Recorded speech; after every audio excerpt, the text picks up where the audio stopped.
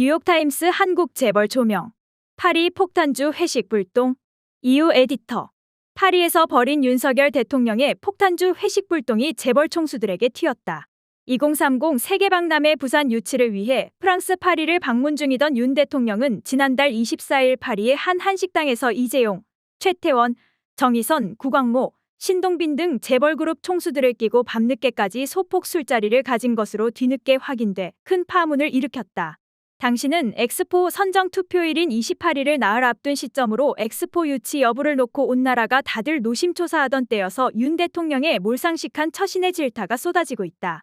재벌 총수들을 차출해 부아 다루듯 한 사례는 이것뿐이 아니다. 지난 6일엔 이재용 삼성전자 회장을 비롯한 재벌 총수들을 대동하고 부산 중구 깡통시장을 찾았다. 이 자리엔 이 회장 외에 최재원 SK 수석 부회장과 구광모 LG그룹 회장, 김동관 하나그룹 부회장, 조현준 효성그룹 회장, 정기선 HD현대 부회장, 조원태 한진그룹 회장과 류진 한국경제인협회 회장도 동석했다. 윤 대통령 본인의 주장대로 엑스포 유치를 위해 취임 이후 96개국 정상과 한 150여 차례 만났다면서도 고작 29표를 얻는 대참사로 인해 급속히 악화한 부산 민심을 달래보려는 일종의 총선용 행보였다. 그러나 재벌 총수들을 정작 그곳에 대동하고 가서는 함께 떡볶이를 먹었다. 그리고 이들 총수를 배경 떡볶이를 먹는 이른바 병풍 사진을 남기기도 했다. 이처럼 윤 대통령과 재벌 총수의 어색한 회동이 이어지자 급기야 미국의 뉴욕타임스가 한국 경제를 지배하는 재벌가에 관해 알아야 할 것이란 18일자 기사를 통해 한국의 재벌 문제를 다뤘다. 윤 대통령의 파리 폭탄주 회식과 부산 깡통시장 떡볶이 먹방을 직접 조명한 건 아니지만 한국 재벌들이 정치 권력에 끌려다니는 역사적 배경과 최근 상황을 조명했다. 기사에서 뉴욕타임스는 올여름 재벌 총수들은 한국의 엑스포 유치 작업의 일환으로 윤석열 대통령과 함께 유럽을 여행했다. 또한 바이든 대통령을 만나기 위해 윤 대통령의 미국 방문에도 동행했고 백악관 만찬 게스트에 포함됐다고 소개했다. 신문은 재벌가들은 정치 리더십과 친밀한 관계를 맺어왔다며 정치 지도자들의 뒷받침은 재벌 기업들이 제조업 복합기업으로 성장하는 데 결정적이었다고 지적했다.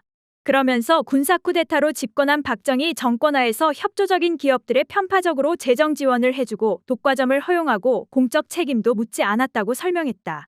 뉴욕타임스는 정부와 기업 간 긴밀한 관계는 최근 수십 년 줄어들긴 했지만 정치 지도자들은 여전히 빈번하게 재벌들에게 기대며 지원을 요구하고 있다며 그 답례로 경제에 워낙 중요하다는 이유로 때때로 그 기업들은 보호를 받고 있다고 덧붙였다. 또한 뉴욕타임스는 고질적인 한국의 정경유착 문제도 거론했다. 신문은 몇몇 스캔들이 재벌기업 이미지를 더럽혔다며 재벌기업들은 정치적 부패 사건들에 연루돼 왔다며 최근 몇 년 사이 한국의 최대 정치 스캔들 중 하나는 정치 지도자들과 가족 경영 재벌들 간의 긴밀한 관계를 드러냈다고 썼다. 그리곤 2017년 탄핵된 박근혜가 대통령 재직 때 삼성과 SK, 롯데 등 새 재벌의 뇌물을 받거나 요구한 사건을 사례로 들었다. 이 사건과 관련해 한국의 최대 재벌인 삼성전자의 이재용 회장도 징역 2년 6월에 실형을 선고받고 복역 중 가석방된 뒤 2022년 윤 대통령의 사면으로 경영 일선으로 복귀하게 됐다고 설명하기도 했다. 뉴욕타임스는 재벌들의 한국 경제에서 차지하는 비중과 한국 사회와 한국인의 삶에 미치는 영향력에 대해서도 문제를 제기했다. NIT는 삼성의 A씨, LG의 구씨, SK의 최씨, 롯데의 신씨, 현대의 정씨 등 5대 재벌 가문을 일일이 거론한 뒤 지난 수십 년간 한국 경제는 한 줌의 가족 경영 재벌들에 지배돼 왔다. 이들은 막대한 부와 영향력을 갖고 한국의 삶 거의 모든 측면에 파고들고 있다고 말했다. 그러면서 이들 재벌 기업은 가전은 물론이고 병원에서 생명보험, 아파트 건설에서 신용카드와 소매, 식품에서 엔터테인먼트, 미디어에 이르기까지 한국의 삶에 침투해 있다고 덧붙였다.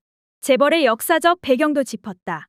신문은 1953년 한국전쟁이 끝나고 한국의 독재자들은 한 줌의 패밀리를 낙점해 특별차관과 재정 지원을 해주며 경제재건 임무를 맡겼다면서 그 기업들은 빠르게 확장하고 이 산업에서 저 산업으로 옮겨다니며 마침내 문어발식 재벌로 형태를 바꾸었다고 소개했다. 끝으로 신문은 경제적 취약성, 불평등 심화, 부패 증가 등 때문에 그들은 한국의 안과 밖에서 점점 더 면밀한 조사 대상이 되고 있다고 덧붙였다. 이러한 뉴욕타임스의 재벌 관련 보도는 한국민에겐 주지의 사실이지만 이 신문이 세계 여론에 미치는 영향력을 감안하면 대한민국 자체는 물론 세계를 무대로 영업 활동을 하는 한국의 간판 기업들의 브랜드 이미지에 먹칠할 공산이 크다. 재벌 총수들이 의문의 일패를 당했다.